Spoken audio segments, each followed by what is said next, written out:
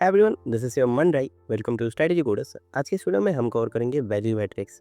तो आज आप समझोगे वैल्यू मैट्रिक्स कैसे होता है और इसको आप ट्रेडिंग में किस तरीके से यूज़ कर सकते हो। सो फर्स्ट ऑफ ऑल हम एक क्वेश्चन के साथ स्टार्ट करते हैं। जैसे किसी ने आपको बोला कि आपकी जो स्ट्रैटेजी है उसमें रिस्क कितना है, या आपके पास जो पोर्टफोलियो है उसमें रिस्क कितना है, या फिर जैसे कि आपसे किसी ने क्वेश्चन किया कि आपने अगर रिलायंस में इन्वेस्ट किया तो उसमें रिस्क कितना है। तो आप उसको रिस्क को कैसे डिफाइन करोगे? आप रिस्क को इस तरीके से डिफाइन करोगे कि जैसे मैंने यहाँ पे ट्रेड लिया है, ओके, और 1% का मेरा स्टॉप लॉस है, तो जैसे ही प्राइस 1% नीचे जाएगा तो मैं एग्जिट कर लूँगा, तो मेरा रिस्क जो है 1% का है।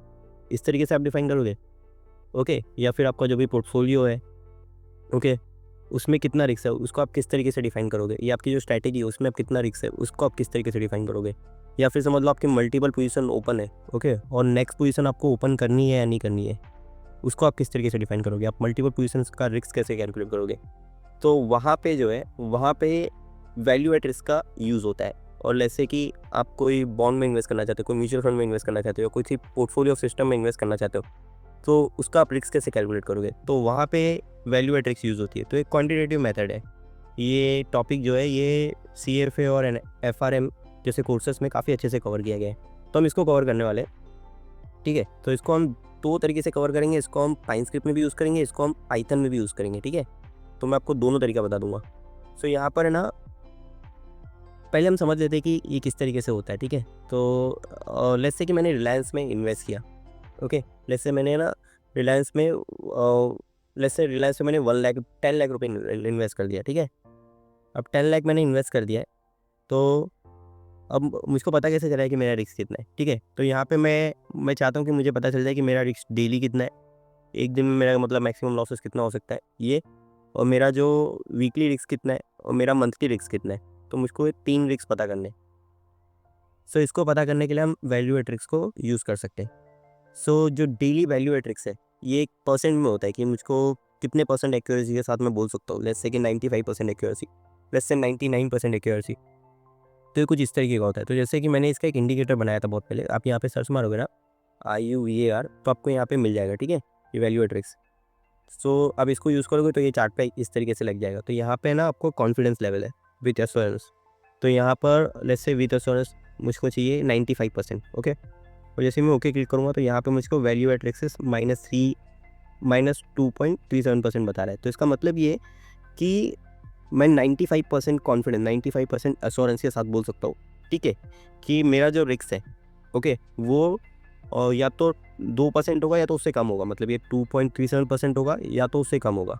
ये मैं 95% कॉन्फिडेंस के साथ बोल सकता हूँ। तो मैं किसी इन्वेस्टर को अगर बोलूँगा कि मेरा जो पोर्टफोलियो है उसमें रिस्क जो है वो सिर्फ 2% है, डेली रिस्क मेरा सिर्फ 2% है, और वो भी 95% कॉन्फिडेंस के साथ मैं बोल रहा हूँ, तो उसको आप ये वैल्यू एट रिस्क से ही बोलोगे, ठीक है। एक इस तरीके से आप कैलकुलेट करके ही बोलोगे।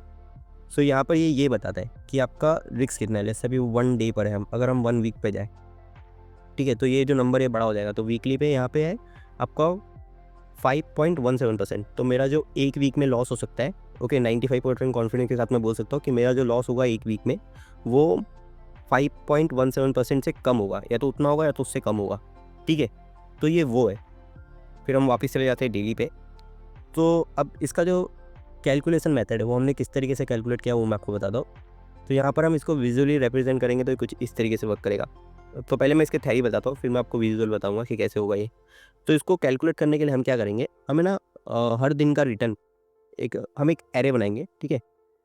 उस एरे के अंदर हम स्टोर करेंगे हर दिन का रिटर्न। तो जैसे कि ये दिन है, ठीक है, इस दिन मुझको कितना रिटर्न आया, जैसे कि -1%, ठीक है, तो -1% में डाल दिया। फिर नेक्स्ट डे मुझको कितना रिटर्न आया, जैसे कि -0.9%, तो -0.9% मैंने डाल दिया यहाँ पे, ठीक है, इस तरीके से। फिर उसके बाद अगले दिन मुझको कितना रिटर्न आया, जैसे कि 0, तो यहाँ पे 0 डाल दिया मैंने। फिर अगले दिन कितना आया, जैसे कि -2। फिर ऐसा करते करते करते हर दिन का जो भी रिटर्न है, ओके, उसको मैं स्टोर करूँगा एक एरे के अंदर। फिर वंस मेरे पास एक इनफ, मतलब इतने भी मैंने स्टोर कर लिया डेटा, ठीक है, एक बार मैं डेटा स्टोर कर लिया, फिर जब मैं लास्ट कैंडल पे रहूँगा, मतलब कि यहाँ पे, ठीक है, तो मैं जो ये डेटा है ये डेटा को कैलकुलेट करूँगा। तो इसमें मैं क्या करूँगा, इसमें ये जो एरे है इसको मैं एक असेंडिंग ऑर्डर में डाल दूँगा। अब असेंडिंग ऑर्डर मतलब क्या होगा कि यहाँ पे जो भी नेगेटिव वैल्यू रहेगी वो पहले आएगी, फिर उसके बाद positive value. So let's say कि एक टाइम था जहाँ पे मेरे को -10% का रिटर्न मिला, -10% का रिटर्न मिला, तो वो पहले आ जाएगा। फिर उसके बाद माइनस जो भी 8% का रिटर्न था उससे छोटा, फिर उसके बाद उससे छोटा, फिर उसके बाद उससे छोटा, फिर ऐसा करते करते मैं 0 पे आऊँगा। फिर यहाँ पे फिर मैं पॉजिटिव रिटर्न पे जाऊँगा, 1 2 3 जो भी है। फिर उसके बाद एंड करते करते जो है लास्ट रिटर्न तक मैं चला जाऊँगा। तो मैं इस तरीके से ना जो ये रिटर्न्स मैंने रैंडमली कलेक्ट किए थे हर कैंडल पे, उसको मैं एक ऑर्डर में डालूँगा, असेंडिंग ऑर्डर में, ठीक है। फिर उसके बाद यहाँ पे असेंडिंग ऑर्डर में आने के बाद ना, इसके बाद मैं जो भी पॉइंट रहेगा, ठीक है, जैसे कि 95%, तो 95% के हिसाब से मैं यहाँ पे एक इंडेक्स कैलकुलेट कर लूँगा कि मेरा इंडेक्स कहाँ आना चाहिए, ठीक है। जैसे इंडेक्स जो है मेरा यहाँ पे है, फिर ये जो इंडेक्स है, ये इंडेक्स पे जो भी रिटर्न रहेगा वो मैं ला पे दे दूँगा। तो जैसे कि ये इंडेक्स पे जो मेरा रिटर्न था ना, जैसे कि ये जो इंडेक्स था, ये इंडेक्स पे मेरा रिटर्न जो था वो कितना था, -2.37%। तो ये इंडेक्स पे जो भी मेरा रिटर्न रहेगा, ये इंडेक्स पे जो भी मेरा रिटर्न रहेगा वो रहेगा -2.37, और वो मैं यहाँ पे लिख के दे दूँगा। तो ये इस तरीके से इसका विजुअल रिप्रेजेंटेशन कुछ इस तरीके से रहेगा, ठीक है। यहाँ पर आपको नीचे साइड में रिटर्न्स दिख रहे हैं, ओके, और ये साइड में आपको दिख रहा है डेंसिटी मतलब फ्रीक्वेंसी। तो ये जो रिटर्न्स आप देख सकते हो यहाँ पे 0.05 मतलब कि 5%, -5%, -10%, तो ऐसा रिटर्न दिया गया है, ठीक है। और यहाँ पे +5%, +10, +15 ऐसा रिटर्न दिया गया है। सो यहाँ पर जो भी मेरा रिटर्न आएगा, ठीक है, ये पॉइंट पे जो भी 95% है, अगर मैं इसको कम करूँ, जैसे कि मैं इसको ना 70 कर देता हूँ, तो आप देखना कि यहाँ पर ये रिटर्न जो है ये यहाँ पे कम आएगा, ठीक है। तो -6 फिक्स आ रहा है। अगर मैं इसको 50 करूँ ना, तो ये पॉजिटिव में चला जाएगा, ठीक है। 50 या उसके नीचे जाऊँगा तो मैं पॉजिटिव में चला जाएगा। सो ये कुछ इस तरीके से होता है। यहाँ पे मैं इसको वापस से 95 कर देता हूँ। अब जब हम इसको पोर्ट करेंगे ना, तो आप इसको और अच्छे से समझ जाओगे, ठीक है। तो यहाँ पर जैसे कि आप देख सकते हो कि नीचे साइड रिटर्न है, यहाँ पे जो है फ्रीक्वेंसी है, मतलब कितनी बार ये रिटर्न आया। तो जैसे कि आप देख सकते हो कि जो 0 रिटर्न है, जो 0 है या 1% है, 2% है, इतना मार्केट हमेशा मूव होता ही रहता है। तो इसीलिए इनकी फ्रीक्वेंसी जो है ये बहुत ज़्यादा है, ठीक है। और जो बड़े रिटर्न है, जैसे कि 15% का रिटर्न, 10% का रिटर्न, ओके, या फिर -10% का रिटर्न, -5% का रिटर्न, ये बहुत कम होता है। तो इसकी वजह से इनकी फ्रीक्वेंसी जो है बहुत कम है, ठीक है।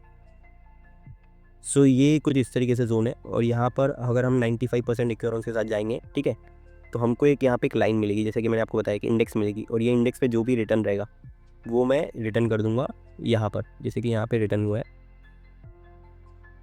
यहाँ पे रिटर्न हुआ है, और -2.37, ठीक है।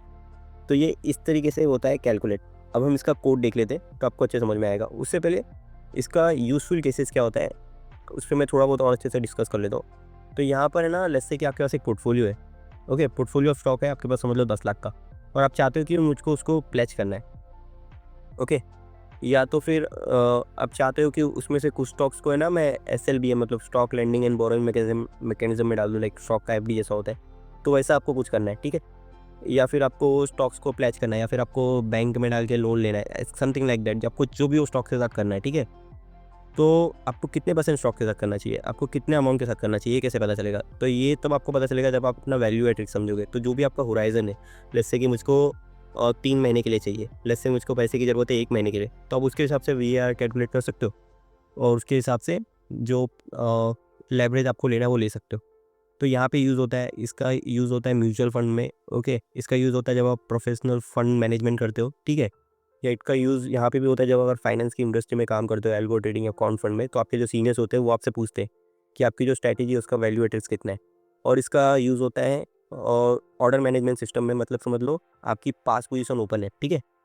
तो वो पाँचों पोजीशन का कंबाइन वैल्यू एट रिस्क कितना है, पाँचों पोजीशन मिला के कितना रिस्क आपका जनरेट कर रही है। अगर वो रिस्क जो है बहुत ज़्यादा जनरेट कर रही है, तो जब छठी पोजीशन आ रही है, मतलब छठी ट्रेड आपकी हो रही है, तो आपका सिस्टम डिसाइड करेगा कि इसका वैल्यू एट रिस्क सही है, अगर प्रॉपर है, ठीक है, अगर थ्रेशोल्ड के अंदर, लिमिट के अंदर है, रिस्क हमारा कम है, तो ये जो ट्रेड है ये अलाउड होगी, नहीं तो ये ट्रेड हो जाएगी डिलीट।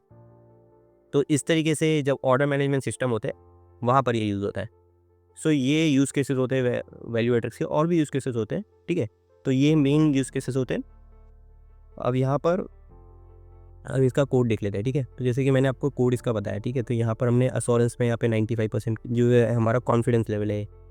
फिर उसके बाद हमने एक एरे कैलकुलेट कर लिया जिसमें हम परसेंटेज स्टोर करेंगे, ठीक है।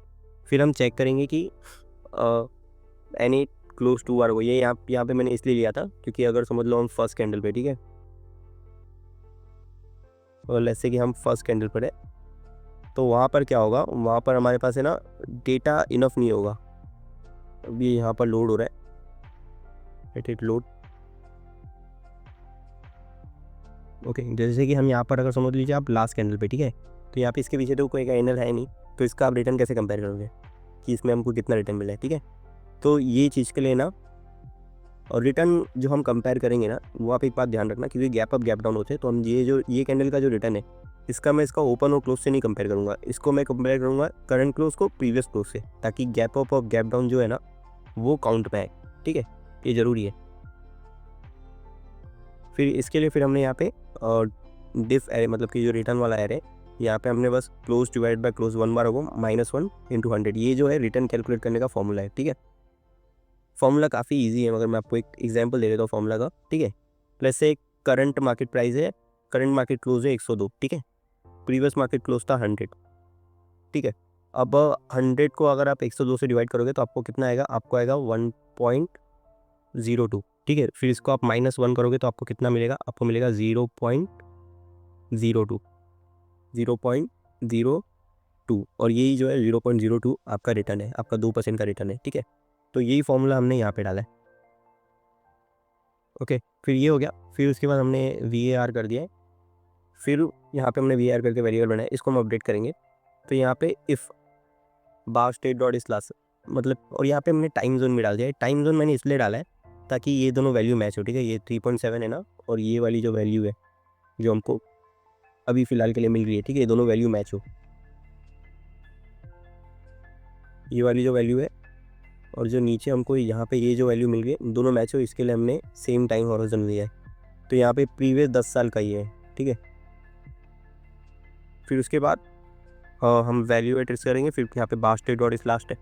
अगर हम लास्ट कैंडल पे, तो हम किसकी कैलकुलेशन करना चालू करेंगे। तो पहले हम एरे को सॉर्ट करेंगे किसमें, असेंडिंग ऑर्डर में, जैसे कि मैंने आपको शुरुआत में बताया कि हम पहले इसको असेंडिंग ऑर्डर में करेंगे। फिर उसके बाद हम इसकी लेंथ कैलकुलेट करेंगे ये कितना है। फिर हम प्रोसेस अब हमें ना इसका इंडेक्स निकालेंगे, ठीक है। तो ये जो पहले एश्योरेंस है, एश्योरेंस मतलब कि इसको हम परसेंटेज में कैलकुलेट कर लेंगे, ठीक है, कि कितने % में रखना है। फिर उसके बाद हमको यहाँ पे इसकी और इसका इंडेक्स निकालना है, ठीक है। तो इसका जो इंडेक्स है, इंडेक्स निकालने के लिए हम, जैसे कि मैंने आपको बताया कि इसका परसेंटेज वाइज में हम इंडेक्स निकालेंगे। तो कैसे निकालेंगे मैं आपको बताता हूँ। जैसे कि हमारे पास जो लिस्ट है उसके अंदर है ना, हमारे पास 200 डेज़ है, ठीक है। तो 200 डेज़ है, तो इसका इंडेक्स कितना आना चाहिए, इसका इंडेक्स बेसिकली आना चाहिए 200, ओके, और माइनस जो भी ये 200 का 90% होता है, ठीक है, 95% होता है, जो कि होता है 190, ठीक है। तो आपको कितना मिलेगा, 10। तो 10 जो है वो आपका इंडेक्स हो गया। तो ये जो है ये मेथड है, तो यही हम इसमें यहाँ पे यूज़ करेंगे, ठीक है। फिर उसके बाद यहाँ पर ये होने के बाद ना हम यहाँ पे वैल्यू एट्रिक्स को क्या करेंगे, different array dot gate, okay, percent value, मतलब कि ये जो है ये हमारा इंडेक्स है बेसिकली, ठीक है। यहाँ पर ये इंडेक्स लिखा होना चाहिए, परसेंट वैल्यू नहीं, यहाँ पर आपको इंडेक्स लिखना चाहिए, ठीक है। ये जो है हमारा इंडेक्स है, ये हो गया। फिर इसके बाद यहाँ पे वैल्यू एट्रिक्स, फिर यहाँ पे वैल्यू एट्रिक्स हम रिटर्न कर रहे हैं, ये नहीं लिखोगे तो भी चलेगा, ठीक है। वैल्यू एट्रिक्स को हमने इसे साइन कर दिया जो ऊपर यहाँ पे 0 था। फिर उसके बाद हम बार स्टेट डॉट इस लास्ट है, और अगर वैल्यू एट्रिक्स ग्रेटर देन 0 है तो हम इसको कलर करेंगे ग्रीन, और नहीं तो इसको कलर करेंगे रेड। फिर हमारा टूल टिप हमने लिख दिया है यहाँ पर, ये एक स्ट्रिंग है, एडवांस स्ट्रिंग। फिर उसके बाद हमने यहाँ पर लेबल डॉट न्यू कर दिया है, बार इंडेक्स हाई पे, ओके, और फिर यहाँ पे इसकी वैल्यू डाल दी है, वैल्यू एट्रिक्स की, और टूल टिप में हमने इसको टूल टिप डिफाइन कर दिया है यहाँ पर इस तरीके से, और ये यहाँ पर हमारा हो चुका है, वैल्यू एट्रिक्स आ गया है। तो ये फ्लेक्सिबल है, आप इसको कोई भी टाइम फ्रेम पे यूज़ कर सकते हो, ठीक है। लेकिन रिमेंबर यहाँ पर है ना, ये यहाँ पर ये डेट है, ठीक है। तो मैं ये डेट को हटा दूंगा बाद में, जब मैं आपको एक कोड दूंगा। ये डेट मैंने इसलिए रखी है ताकि हमारे रिजल्ट मैच हो, ओके। तो ये था इसका। तो इस तरीके से आप वो वैल्यू एट्रिक्स को डिफाइन कर सकते हो सिंगल स्टॉक के लिए। अब ये बात ध्यान रखना है कि ये सिर्फ एक स्टॉक के लिए, ठीक है। अगर आपको ये मल्टीपल स्टॉक के लिए रखना है तो आप कैसे करोगे। अगर ये वीडियो पे हमें इनफ व्यूज़ एंड लाइक मिलते तो मैं इसका सेकंड पार्ट भी बनाऊंगा, जिसमें मैं आपको सिखाऊंगा कि आप मल्टीपल स्टॉक्स के लिए किस तरीके से कर सकते हो वैल्यू एट्रिक्स। ये तो सिंगल के लिए, ठीक है। अगर आपको मल्टीपल के लिए करना है तो किस तरीके से कर सकते हो। अब यहाँ पर अब हम इसका पाइथन पार्ट कवर कर लेते हैं, ठीक है। पाइथन में हम इसको करने के लिए ना यहाँ पे हमने इंपॉर्टेंट लाइब्रेरी ली है। पाइथन को मैं ज़्यादा अच्छे से एक्सप्लेन नहीं करूँगा क्योंकि ये चैनल का जो स्कोप है वो सिर्फ पाइनस्क्रिप्ट से रिलेटेड ही है, ठीक है। सो यहाँ पर इसका कोड मैं आपको दे दूँगा और मैं इसमें आपको कुछ टेस्ट दिखा देता हूँ, ठीक है। जैसे कि हमने यहाँ पे रिलायंस किया है और यहाँ पे हमने डेट डाल दी है, तो डेट इसलिए डाली है क्योंकि हमने पाइनस्क्रिप्ट में भी सेम डेट यूज़ की है, इसकी वजह से, ठीक है। फिर हम इसको अगर प्लॉट करते हैं, जैसे कि यहाँ पे मैं इसको अगर रन करता हूँ, सो यहाँ पर आप देखना कि आपको ये जो जोन है ये बन के आ जाएगा। ओके, रन होने में टाइम ले रहा है। सो बेसिकली जैसे कि आप यहाँ पे देख सकते हो कि आपको ये जो है ये बन के आ चुका है, ठीक है। अब इसमें चाहूँ तो मैं चेंजेस कर सकता हूँ। अभी जैसे कि हम रिलायंस पे, ठीक है, अगर हम चलते हैं वेदल पे और जैसे कि मुझको जो कॉन्फिडेंस लेवल है वो सिर्फ मुझको चाहिए 80%, ठीक है। तो ये भी मैं कर सकता हूँ। और अगर अब मैं इसे रन करूँगा तो यहाँ पे ये वेदल का भी जाके दे देगा। रन होने में टाइम जा रहा है। अब यहाँ पे देखिए आप, ये वेदल का भी आ चुका है, वेदांता का भी आ चुका है, ठीक है। यहाँ पे 80% वैल्यू एटेक्स को हम लेंगे तो यहाँ पे 1.69 आएगा। तो इस तरीके से आप कोई भी स्टॉक का रिटर्न ले सकते हो और आप ये इमेज को सेव भी करके रख सकते हो, ठीक है। अगर आपको कुछ प्रेजेंट करना है या आपको इसको स्टोर करके रखना है तो आप ये कर सकते हो, ठीक है। तो दोनों कोड आपको नीचे अवेलेबल रहेंगे, नीचे टेलीग्राम चैनल का लिंक है, वहाँ पे आपको दोनों कोड मिल जाएगा, ठीक है। आज के इस वीडियो में इतना ही। अंत तक बने रहने के लिए थैंक यू। मैं चाहता हूँ कि आप कुछ चीज़ें कीजिए, आप इस वीडियो को लाइक कीजिए, आप चैनल को सब्सक्राइब कीजिए और हो सके तो इस वीडियो को अपने ट्रेडिंग ग्रुप में शेयर कीजिए। Thank you. Trade safe.